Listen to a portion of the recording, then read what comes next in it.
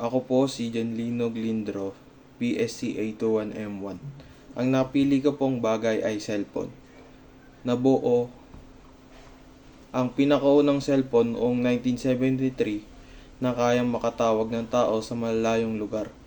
Hindi ito nangangailangan ng anumang mga linya or kordon na ikabit para makatawag. Sa Pilipinas naman, ang pinakaunang cellular na tinatawag din ay beepers. Kaya nitong ipinapaalam nila sa mga tao ang mga mensahe sa pamamagitan ng paggawa ng ingay na beep. Original na pangunahing ginagamit ng mga doktor at walang keyboard para sa pag-type. Nokia ang pinaka-unang brand ng cellphone na pinakilala sa mga Pinoy. At MyPhone naman ang unang cellphone na gawang Pinoy. Napili ko ang cellphone dahil isa ito sa mga advanced na teknolohiya at kayang makipagsabayan kahit na ito ay maliit lamang. Napili ko ang cellphone dahil ito sa mga kapakinabang na teknolohiya ngayong panahon at sa dami itong kayang gawin at maitulong sa pang-araw-araw na gawain. Halos lahat ng tao sa mundo ay mayroong cellphone. Isa rin ito sa mga bagay na kinakailangan natin sa pang-araw-araw para maging updated at nakakasunod sa balita sa paligid.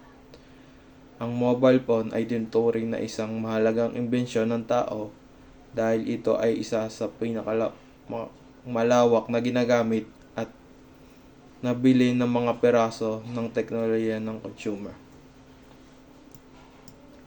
Ang pakinabang o positibong epekto nito sa buhay ng tao ay pinadali ng cellphone ang komunikasyon sa pagitan ng mga tao.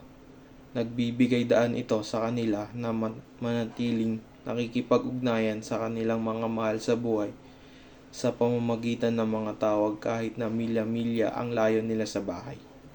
Ang text messaging o texting ay isa pa ring popular na paraan ng komunikasyon. Nagagawa na magpadala ng mga titik, numero, simbolo at iba pa sa pamamagitan ng mga kasulat na mensahe sa mga cellphone. Nakaya ng cellphone na magamit ito sa iba pang paraan katulad ng paglalaro, manood ng video, magbasa ng mga libro, makinig sa musika at iba pa. Ligtas na sabihin na ang isang tao ay hindi kailanman mainip na mag-isa kung mayroon silang isang cellphone. Nagagamit rin ang cellphone sa pagkuha ng larawan o mga video sa mahalagang okasyon. Madali rin itong dalhin dahil sakto lamang ito sa ating bulsa.